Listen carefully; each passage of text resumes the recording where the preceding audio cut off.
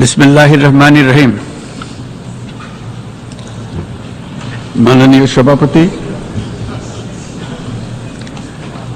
জাতিসংঘের সাধারণ পরিষদের সভাপতি নির্বাচিত হওয়ায় প্রথমেই আপনাকে আন্তরিক অভিনন্দন জানাচ্ছি।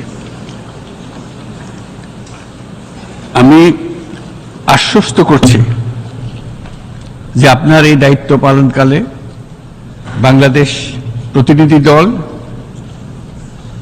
আপনাকে পূর্ণাঙ্গ সহযোগিতা প্রদান করবে। জাতিসংঘের ম্যান্ডেটকে সমুন্নত রেখে বৈশ্বিক সংকট সমূহ নিরসনে মহাসচিব অ্যান্টোনিও গুতেরেসের দৃঢ় প্রতিজ্ঞ সাফল্যমণ্ডিত নেতৃত্বের জন্য তাকেও জানাই আন্তরিক সাধুবাদ। সামিট অব দ্য ফিউচার আয়োজনে আমি মহাসচিবের দূরদর্শী ভূমিকার বিশেষ প্রশংসা করছি। সম্মেলনে যে pact for the future and declaration on future generations সর্বসম্মতভাবে গৃহীত হয়েছে, তা এজেন্ডা 2030 পরবর্তী বৈশ্বিক উন্নয়ন কর্মপন্থা নির্ধারণে বিশেষ সহায়ক হবে বলে আমি মনে করি। বাংলাদেশ বিশ্বাস করে যে এই সম্মেলনের অর্জন বৈশ্বিক সমৃদ্ধি অর্জনের জন্য আমাদের সবার অভিপ্রায় ও সহযোগিতা কাঠামো প্রণয়নে দিক নির্দেশক হিসেবে কাজ করবে। এই জুলাই আগস্ট মাসে বাংলাদেশে যে যুগান্তকারী পরিবর্তন সংগঠিত হয়েছে তার প্রেক্ষিতেই আজ আমি বিশ্ব সম্প্রদায়ের এই মহান সংসদে উপস্থিত হতে পেরেছি।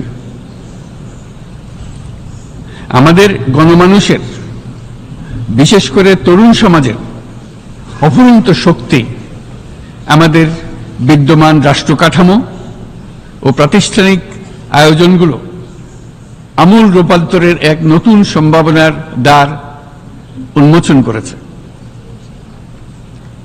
আমাদের ছাত্র ও যুব সমাজের আন্দোলন প্রথম দিকে মূলত ছিল বৈষম্য বিরোধী আন্দোলন, পর্যায়ক্রমে তা গণ আন্দোলনের রূপ নিয়েছে। এরপর সারা পৃথিবী অবাক বিস্ময়ে দেখেছে কিভাবে সমগ্র বাংলাদেশের মানুষ একনায়কতন্ত্র, নিপীড়ন, বৈষম্য, অবিচার ও দুর্নীতির বিরুদ্ধে রাজপথ ও সামাজিক যোগাযোগের মাধ্যমে দৃঢ়ভাবে রুখে দাঁড়িয়েছিল। আমাদের ছাত্র জনতা তাদের অদম্য সংকল্প ও প্রত্যয়ের মাধ্যমে একটি স্বৈরাচারী ও অগণতান্ত্রিক শাসন ব্যবস্থা থেকে আমাদের মুক্তি এনে দিয়েছে। তাদের এই সংকল্পের মধ্যেই আমাদের দেশের ভবিষ্যৎ নিহিত।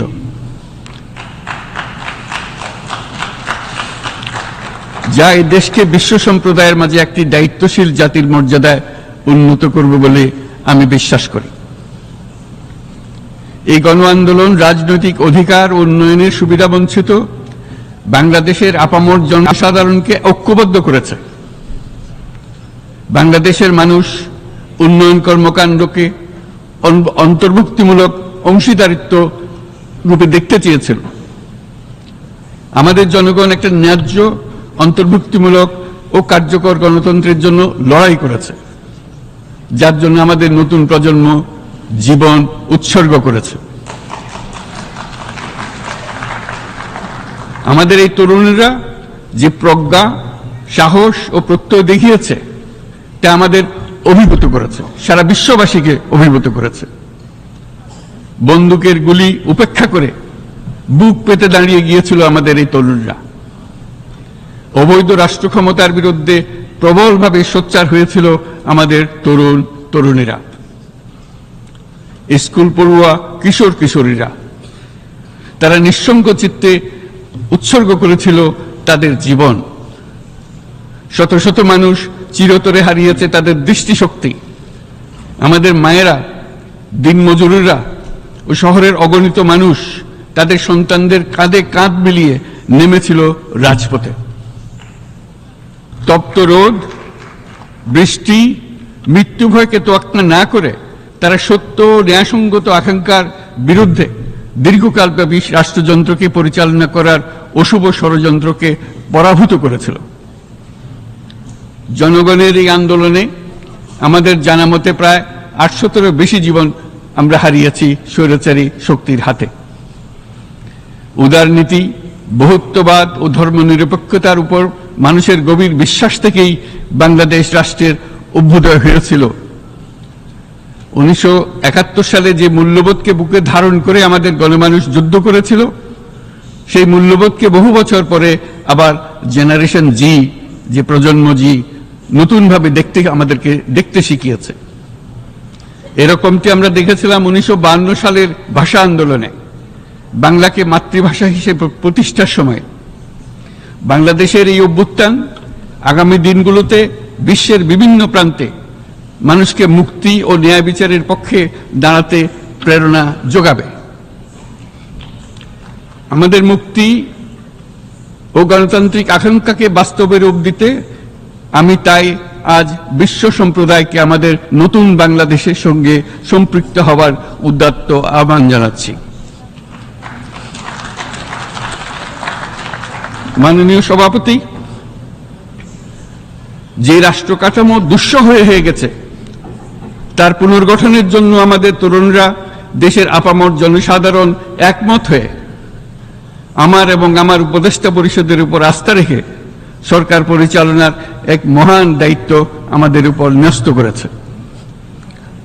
এই দায়িত্ব গ্রহণের পর আমরা গভীর বিস্ময় ও হতাশার সঙ্গে মুখোমুখিভাবে দেখতে পাচ্ছি কিভাবে সর্বগ্রাসী দুর্নীতি একটি কার্যকর গণতান্ত্রিক ব্যবস্থাকে ধ্বংসস্তূপে পরিণত করেছে, কিভাবে রাষ্ট্রের মূল প্রতিষ্ঠানগুলোকে নির্মমভাবে দলীয়করণের আবর্তে বন্দী করে রাখা হয়েছিল, কিভাবে জনগণের অর্থকে লুটপাট করা হয়েছিল, কিভাবে একটি বিশেষ স্বার্থান্বেষী গোষ্ঠী সমস্ত ব্যবসা বাণিজ্যকে অন্যায়ভাবে নিজেদের হাতে কুক্ষিগত করে দেশের সম্পদ অবাধে বিদেশে পাচার করে দিয়েছে।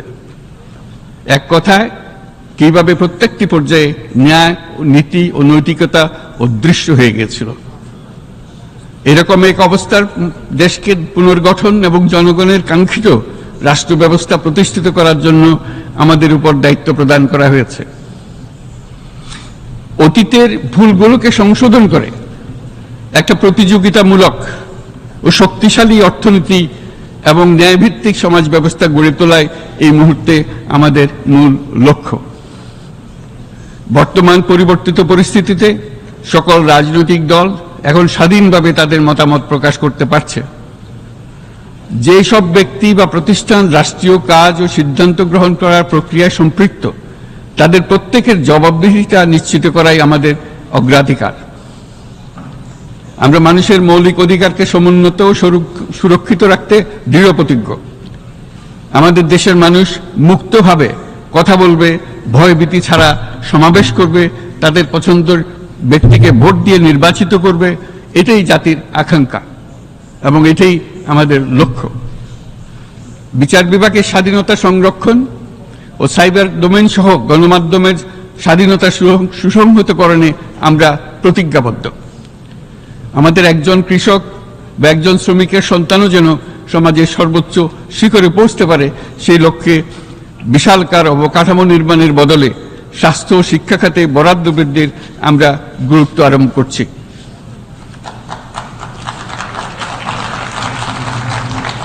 রাষ্ট্র ব্যবস্থার সকল পর্যায়ে সুশাসন ফিরিয়ে আনাই আমাদের অভীষ্ট। বাংলাদেশে যেসব আন্তর্জাতিক, আঞ্চলিক এবং দ্বিপাক্ষিক চুক্তির পক্ষভুক্ত, সেগুলো প্রতিপালনে আমাদের সরকার বদ্ধপরিকর। জাতিসংঘ সহ বহুপাক্ষিক বিশ্ব কাঠামোতে বাংলাদেশের সক্রিয় অংশগ্রহণ ও অবদান অব্যাহত থাকবে। পারস্পরিক শ্রদ্ধাবোধ, মর্যাদা ও স্বার্থরক্ষণের ভিত্তিতে বাংলাদেশ বিশ্বের সকল রাষ্ট্রের সাথে বন্ধুত্বপূর্ণ সম্পর্ক বজায় রাখবে। মাননীয় সভাপতি, গত 7 সপ্তাহের মধ্যে আমাদের সরকার বিভিন্ন গুরুত্বপূর্ণ পদক্ষেপ গ্রহণ করেছে। আমাদের অনুরোধে সাড়া দিয়ে জাতিসংঘের মানবাধিকার বিষয়ক হাই কমিশনার বাংলাদেশের গণ আন্দোলনকালে সংগঠিত মানবাধিকার লঙ্ঘনের বিষয়ে বিস্তৃত অনুসন্ধান এবং এইসব বিষয়ে ঘটনার পুনরাবৃত্তি রোধে পরামর্শ প্রদানের জন্য একটা ফ্যাক্ট ফাইন্ডিং কমিশন গঠন এবং তার কাজ শুরু করার জন্য দ্রুত বাংলাদেশে পাঠিয়ে দিয়েছে। আমি তাকে বাংলাদেশের পক্ষ থেকে অশেষ ধন্যবাদ জানাচ্ছি। দায়িত্বভার গ্রহণের 2 সপ্তাহের মধ্যে আমরা গুম প্রতিরোধে যে আন্তর্জাতিক কনভেনশন রয়েছে তাতে যোগদান করেছি।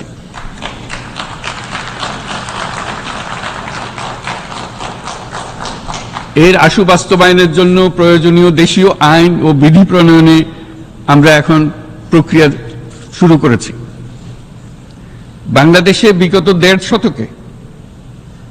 বাংলাদেশে গত 1.5 দশকে যে সমস্ত গুমের অভিযোগ রয়েছে সেগুলো তদন্ত করার জন্য একটি তদন্ত কমিশন এই মুহূর্তে কর্মরত আছে।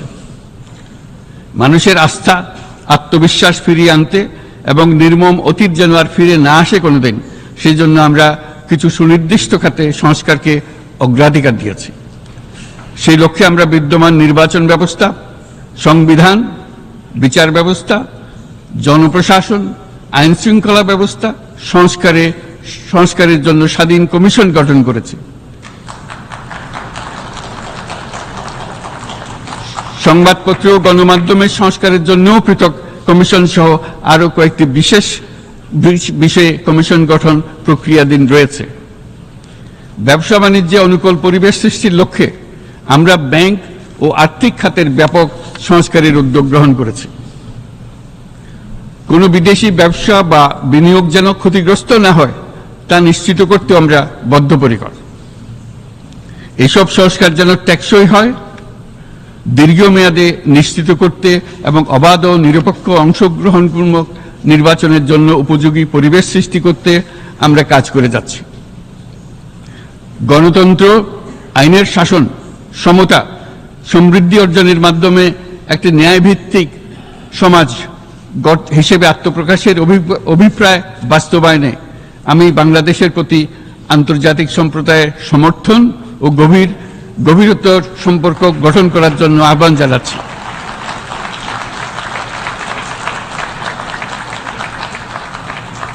মাননীয় সভাপতি, বাংলাদেশ মনে করে যে শান্তি রক্ষা ও সংঘাত মোকাবেলা জনগণের সমৃদ্ধি নিশ্চিত করার মূল চালিকা শক্তি। সাম্প্রতিক বিপ্লবকালে আমাদের ইতিহাসের সবচেয়ে কঠিনতম সময়ে জনগণের মুক্তির আকাঙ্ক্ষা পূরণে তাদের পাশে দৃঢ়ভাবে দাঁড়িয়ে আমাদের সাহসী সশস্ত্র বাহিনী সমূহ আরও একবার শান্তির প্রতি তাদের অঙ্গীকার প্রমাণ করেছে।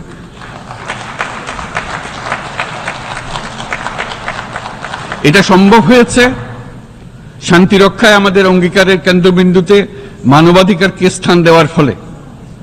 জাতিসংঘের পিস বিল্ডিং কমিশনের সূচনা লগ্ন থেকেই শান্তি রক্ষার মতো শান্তি বিনির্মাণেও বাংলাদেশ সমান অঙ্গীকার ব্যক্ত করে এসছে। আমাদের দিনগুলোতে আমরা জাতিসংঘের শান্তি রক্ষা কার্যক্রমে আমাদের মূল্যবোধ ভিত্তিক অবদানের ধারাবাহিকতা রক্ষা, সমুন্নত ও প্রসারিত করতে বদ্ধপরিকর। জাতিসংঘের শান্তি রক্ষা কার্যক্রমে অবদানকারী তৃতীয় বৃহত্তম রাষ্ট্র হিসেবে বাংলাদেশ এখন পর্যন্ত 43টি দেশে 63টি মিশনে শান্তিরক্ষী প্রেরণ করেছে।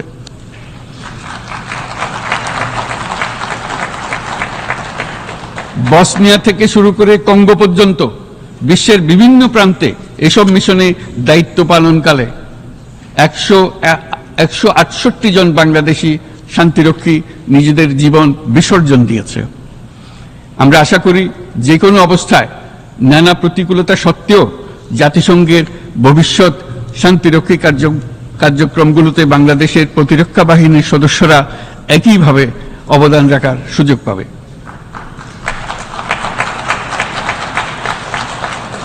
মাননীয় সভাপতি, আমাদের সকলের বাসস্থান এই পৃথিবী বৈশ্বিক অগ্রাধিকারগুলোকে সঠিকভাবে নির্ণয় করতে আগ্রহী।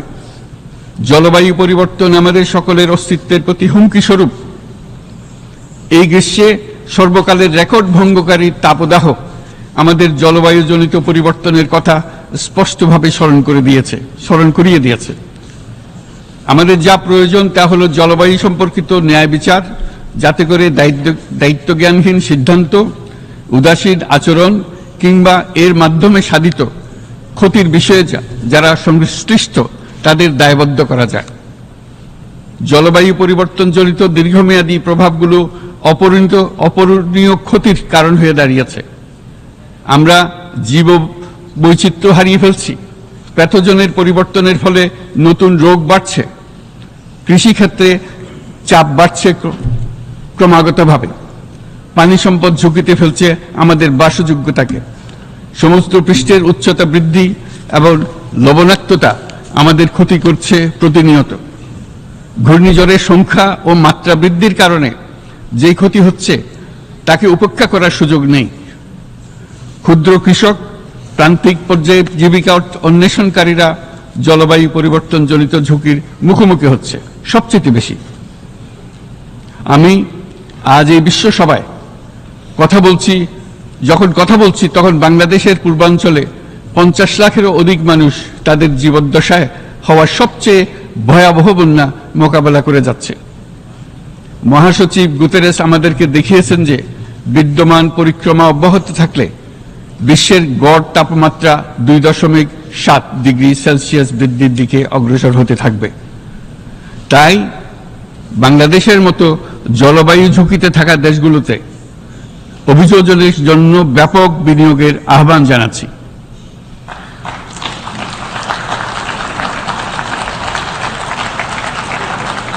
এছাড়াও উদ্ভাবনী শক্তির প্রয়োগ, অতিরিক্ত অর্থায়নের মাধ্যমে লস এন্ড ড্যামেজ ফান্ডকে কার্যকর করা আমাদের জন্য অত্যন্ত গুরুত্বপূর্ণ। একইভাবে আমাদের প্রয়োজন প্রযুক্তির সহজলভ্যতা, সক্ষমতা বৃদ্ধি। নির্দিষ্ট করে বললে আমাদের দরকার জীবন রক্ষাকারী প্রযুক্তি, বিশেষত কৃষি, পানি এবং জনস্বাস্থ্য খাতে, যেখানে ক্ষুদ্র ক্ষুদ্র উদ্ভাবন এবং সমাধানসমূহ ঝুঁকিতে থাকা জনগোষ্ঠীকে রক্ষা করতে পারে। জলবায়ু সংকটের মোকাবেলা এবং বৈশ্বিক অর্থনীতি সুসংহতকরণে আমাদের যুগপৎভাবে কাজ করতে হবে। বিশ্ব সম্প্রদায় এখন কার্বন মুক্ত পৃথিবী গড়ে তুলতে মনোযোগী হচ্ছে। বিশ্বের অধিকাংশ মানুষকে এই ধরনের পরিবর্তনের সুফলভোগী করতে হলে নেট জিরো পৃথিবীর দিকে আমাদেরকে অগ্রসর হতে হবে। বাংলাদেশের মতো দেশগুলোকে সাথে নিয়ে যেতে হবে। তা না হলে পারস্পরিক দায়িত্ববোধের মাধ্যমে পারস্পরিক সমৃদ্ধি অর্জনে আমাদের সার্বজনীন অঙ্গীকার পূরণে পিছিয়ে পড়ব আমরা। এই ক্ষেত্রে আমি বিশ্বাস করি সমগ্র বিশ্ব একসাথে 3-0 লক্ষ্য অর্জনের ধারণা বিবেচনা করে দেখতে পারে, যার মাধ্যমে আমরা শূন্য দারিদ্র্য, শূন্য বেকারত্ব এবং শূন্য নেট কার্বন নিঃসরণ অর্জন করতে পারি।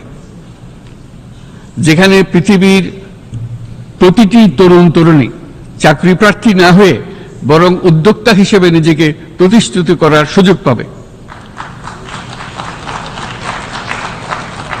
তারা যেন এই সম্পদের সীমাবদ্ধতা সত্ত্বেও নিজ নিজ সৃজনশীলতার বিকাশ করতে পারে, যেখানে একটি ব্যবসায়িক উদ্যোগ সামাজিক সুফল, অর্থনৈতিক মুনাফা এবং প্রকৃতির প্রতি দায়িত্বশীলতার মধ্যে একটি চমৎকার ভারসাম্য আনতে পারে, যেখানে সামাজিক ব্যবসার মাধ্যমে যে কোনো ব্যক্তি ভোগবাদী জীবনধারা থেকে উত্তরণ করে সামাজিক ও অর্থনৈতিক পরিবর্তনের সৃজনশীল শক্তি হিসেবে নিজেকে প্রতিষ্ঠিত করতে পারে।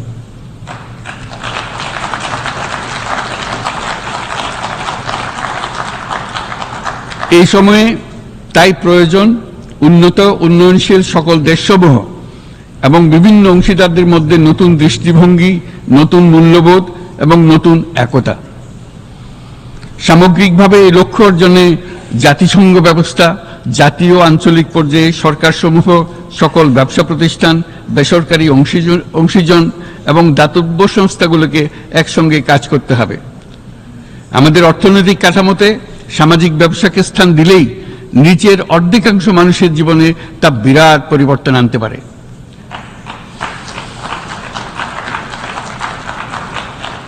এই পদক্ষেপ একই সঙ্গে জলবায়ুর ধ্বংসাত্মক গতিকে সফলভাবে রোধ করতে পারে এবং বাজার ব্যবস্থার মাধ্যমেই এই মীমাংসা হতে পারে। এ বিষয়ে আমি মহাসচিব গুতেরেসের বিশেষ দৃষ্টি আকর্ষণ করছি। মাননীয় সভাপতি, বহুমুখী সংকটে জর্জরিত বর্তমান বিশ্বে যুদ্ধ এবং সংঘাতের ফলে ব্যাপক ভিত্তিতে মানুষের অধিকার খর্ব হচ্ছে। বিশ্ববাসীর উদ্বেগ এবং নিন্দা সত্ত্বেও গাজায় গণহত্যা থামছে না।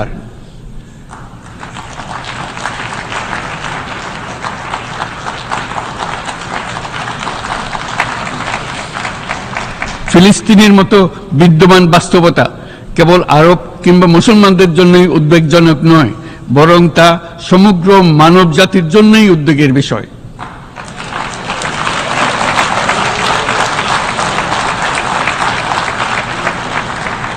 একজন মানুষ হিসেবে প্রত্যেক ফিলিস্তিনির জীবন অমূল্য।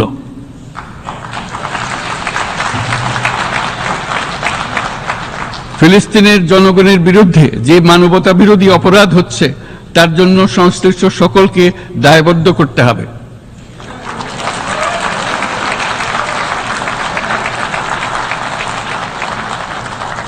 ফিলিস্তিনের জনগণের উপর চলমান নৃশংসতা, বিশেষত নারী এবং শিশুদের সাথে প্রতিনিয়ত যে নিষ্ঠুরতা বিশ্ব দেখাচ্ছে, তা থেকে নিস্তারের জন্য বাংলাদেশ অনতিবিলম্বে সম্পূর্ণ যুদ্ধবিরতির আহ্বান জানাচ্ছে।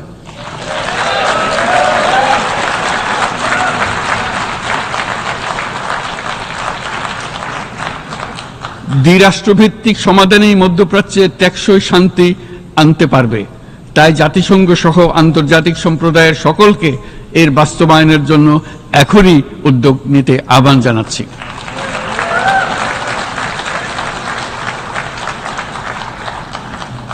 গত 2.5 বছর ধরে ইউক্রেনে চলমান যুদ্ধে বহু মানুষ প্রাণ হারিয়েছে। এই যুদ্ধের প্রভাব সর্বব্যাপী, এমনকি বাংলাদেশের অর্থনীতিতেও এর নেতিবাচক প্রভাব আমরা অনুভব করছি। আমরা তাই উভয় পক্ষকে সংলাপে বসে বিরোধ নিরসনের মাধ্যমে যুদ্ধের অবসান ঘটানোর আহ্বান জানাচ্ছি। মাননীয় সভাপতি, বাংলাদেশ গত 7 বছর যাবৎ মিয়ানমার হতে আগত 12 লাখেরও বেশি রোহিঙ্গাদের মানবিক কারণে আশ্রয় দিয়ে আসছে। এর ফলে আমরা বিরাট সামাজিক, অর্থনৈতিক, পরিবেশগত ক্ষতির সম্মুখীন হচ্ছি। মিয়ানমারের অভ্যন্তরীণ সমস্যা থেকে সৃষ্ট এই সংকট বাংলাদেশ ও আমাদের অঞ্চলের জন্য প্রথাগত ও অপ্রথাগত উভয় ধরনের নিরাপত্তা ঝুঁকির কারণ হয়ে দাঁড়িয়েছে। মিয়ানমার থেকে বাংলাদেশে বলপূর্বক বাস্তুচ্যুত রোহিঙ্গাদের সহায়তা করতে আমরা অঙ্গীকারবদ্ধ। আমরা রোহিঙ্গাদের জন্য মানবিক সহায়তা কার্যক্রম চালু রাখা এবং তাদের টেকসই প্রত্যাবর্তন নিশ্চিত করার উদ্দেশ্যে আন্তর্জাতিক সম্প্রদায়ের পর্যাপ্ত সহায়তা অব্যাহত রাখার আহ্বান জানাচ্ছি। রোহিঙ্গাদের সাথে সংগঠিত হওয়া ব্যাপক ভিত্তিক মানবাধিকার লঙ্ঘনের জন্য আন্তর্জাতিক বিচার আদালত এবং আন্তর্জাতিক অপরাধ আদালতে চলমান বিচার প্রক্রিয়ার মাধ্যমে ন্যায় বিচার নিশ্চিত করাও সমানভাবে গুরুত্বপূর্ণ। রোহিঙ্গারা যাতে নিজ দেশে স্বাধীন এবং মর্যাদাপূর্ণ জীবন যাপন করতে পারে, সেই লক্ষ্যে অনুকূল পরিবেশ তৈরিতে জাতিসংঘ অন্যান্য আন্তর্জাতিক প্রতিষ্ঠানের ধারাবাহিক প্রচেষ্টার প্রশংসা দাবিদার। এই লক্ষ্যে রোহিঙ্গারা যাতে পর্যাপ্ত নিরাপত্তা ও অধিকার নিশ্চিত করে তাদের নিজ ভূমি রাখাইনে ফিরে যেতে পারে, তার পথ সুগম করা অত্যন্ত দরকার। মিয়ানমারে প্রতিনিয়ত পরিবর্তনশীল অবস্থা বিবেচনা রেখে বাংলাদেশ আন্তর্জাতিক সম্প্রদায়ের সাথে একযোগে রোহিঙ্গাদের নিজ দেশে মর্যাদাপূর্ণ টেকসই প্রত্যাবর্তনের জন্য পরিবেশ সৃষ্টিতে কাজ করতে প্রস্তুত।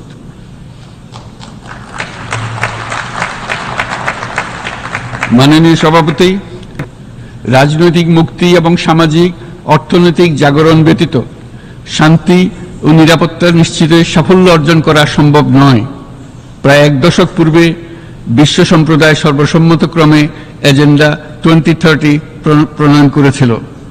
আমরা সবাই আমাদের সামষ্টিক আকাঙ্ক্ষা ও বিশ্বাস অর্পণ করেছি এই সার্বজনীন টেকসই উন্নয়ন অভিষ্টগুলো অর্জনে। সার্বিকভাবে মাত্র 17% ও কম লক্ষ্যমাত্রা অর্জন হয়েছে। স্পষ্টতই এই ক্ষেত্রে অনেক উন্নয়নশীল রাষ্ট্র আরও পিছিয়ে আছে। উন্নয়নশীল দেশগুলোকে এসডিজি অর্থায়নের বছরে প্রায় 2.5 থেকে 4 ট্রিলিয়ন মার্কিন ডলারের সমান ঘাটতি মোকাবেলা করতে হচ্ছে। উন্নয়নশীল বিশ্বের ঋণের বোঝা, ক্ষয়িষ্ণু আর্থিক সক্ষমতা এবং জলবায়ু পরিবর্তনের ক্ষতিকর প্রভাবের কারণে বাংলাদেশের মতো দেশগুলিতে বেশি ঝুঁকিতে রয়েছে। আমরা আশা করি উন্নয়নের জন্য অর্থায়ন সংক্রান্ত চতুর্থ আন্তর্জাতিক সম্মেলনে এই ধরনের জটিল এবং কাঠামোগত সমস্যাগুলোর দিকে নজর দেওয়া হবে। বহুপাক্ষিক আর্থিক প্রতিষ্ঠানগুলোকে এমন অভিন্ন লক্ষ্যে নিয়ে যাওয়ার কাজ করতে হবে যাতে সকল রাষ্ট্র সমানভাবে সম্পদ ও সুযোগের ব্যবহার করতে পারে। তারা নিজেদের কর্মসূচিতে সামাজিক ব্যবসাকে গুরুত্বপূর্ণ ভূমিকা দিতে পারে, যাতে নিম্ন আয়ের দেশগুলোর বাস্তবতাকে বিশেষভাবে মোকাবেলা করা যায়, যা ব্যবসায়ী উদ্যোগ এবং ব্যক্তির সৃজনশীলতাকে উদ্বুদ্ধ করে, যা বঞ্চিত জনগোষ্ঠীকে বিশালভাবে সহায়তা করে। এই ক্ষেত্রে অবৈধ অর্থের প্রবাহ এবং উন্নয়নশীল দেশগুলো থেকে সম্পদ পাচার বন্ধ করা অত্যন্ত আবশ্যক। উন্নয়নশীল দেশগুলো থেকে পাচার হয়ে যাওয়া সম্পদ ফেরত আনার জন্য আন্তর্জাতিক সহযোগিতা জোরদার করতে হবে। আমরা আশা করি কর ফাঁকি রোধে আন্তর্জাতিক কর কনভেনশন অতি শীঘ্রই গৃহীত হবে। মাননীয় সভাপতি, আমরা যে নিবিড়ভাবে সংযুক্ত বিশ্বে বসবাস করছি, সেখানে অভিবাসন এবং মানুষের অবাধ প্রবাহ এক অলঙ্ঘনীয় বাস্তবতা। বাংলাদেশি নাগরিকরা প্রতিনিয়ত বিভিন্ন দেশে অভিবাসী হিসেবে যাচ্ছেন। তারা বিভিন্ন দেশে তাদের কর্মসংস্থানের সন্ধানে আছেন। বিশ্বের বিভিন্ন প্রান্তে এই মুহূর্তে প্রায় 1.5 কোটি প্রবাসী বাংলাদেশি আছেন। সকলের জন্য অভিবাসনের উপযোগিতা নিশ্চিত করতে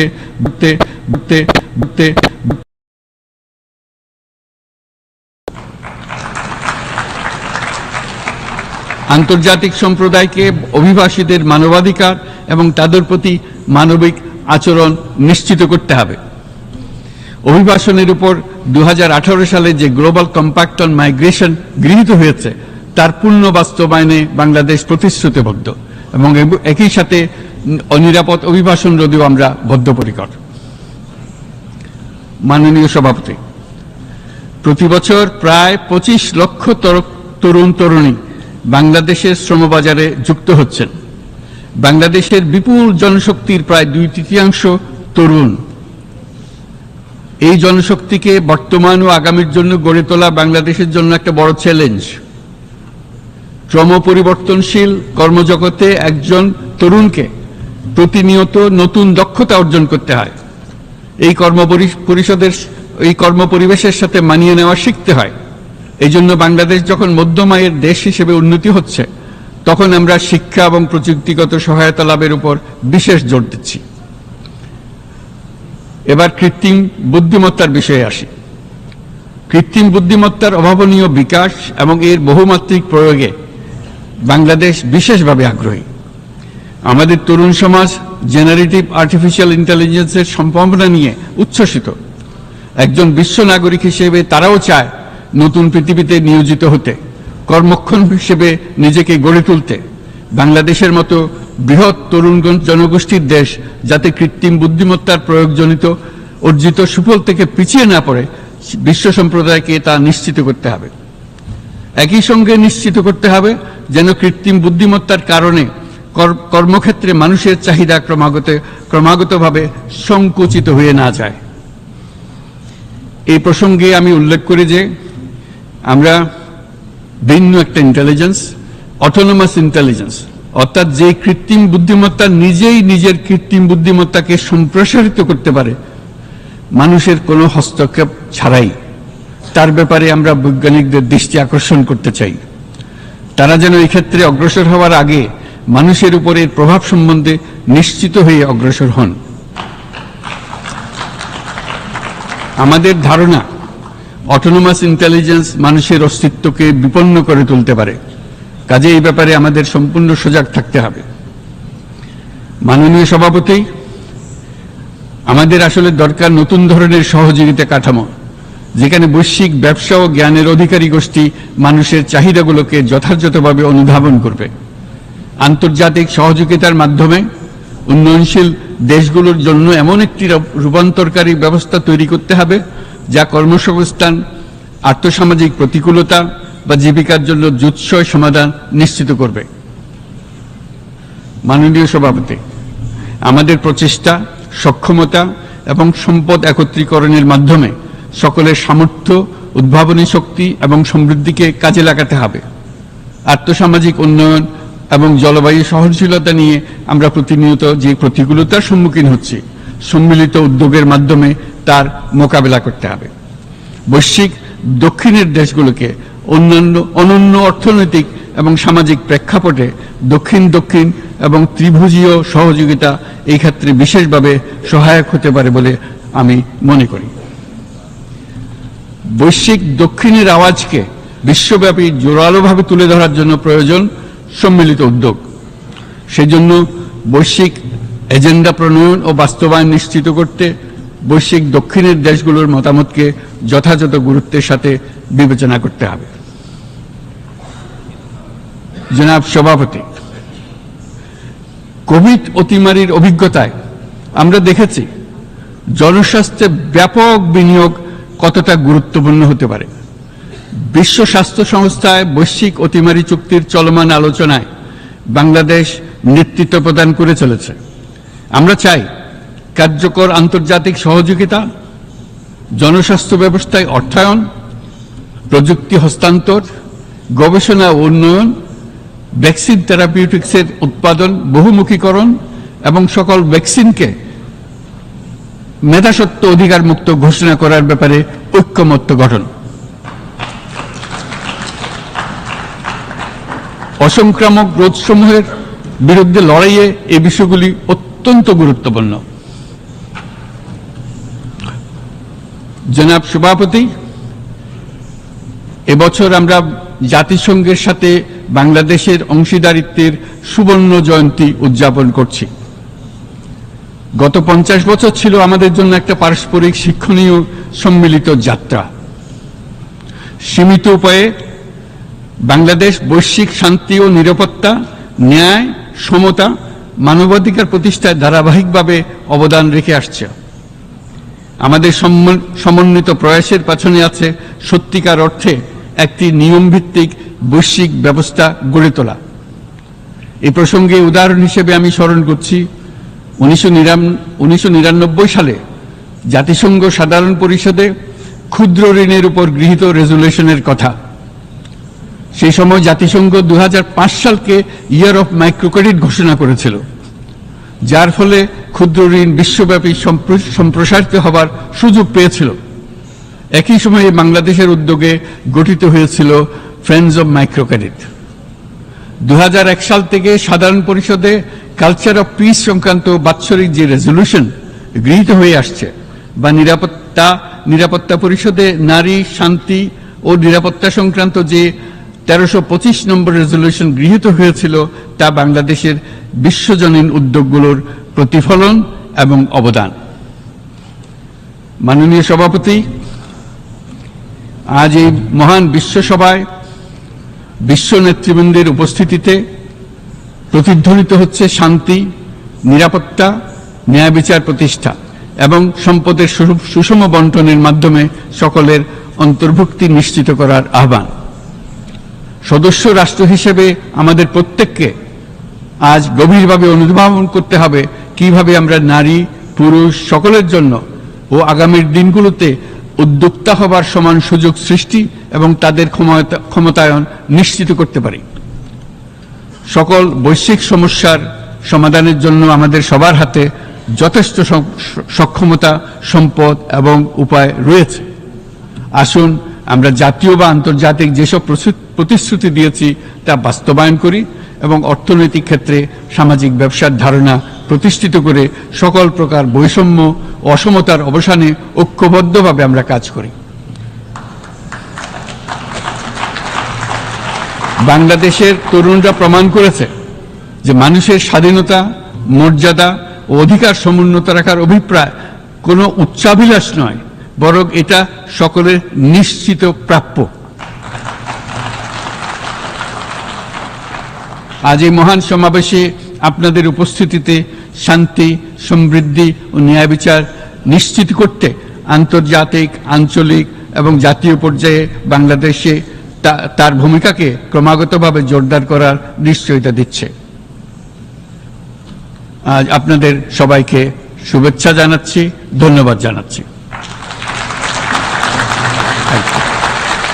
কারো কাছে স্বপ্ন পূরণ, কারো আনন্দের উপলক্ষ, আবার কারো জীবন পাল্টে দেওয়ার মুহূর্ত, কখনো জীবন বাঁচাতে সর্বোচ্চ গতিতে উড়ে চলা, কারো আবেগের শেষ মুহূর্ত, আপনজনের শেষ বিদায়ে শামিল হওয়া।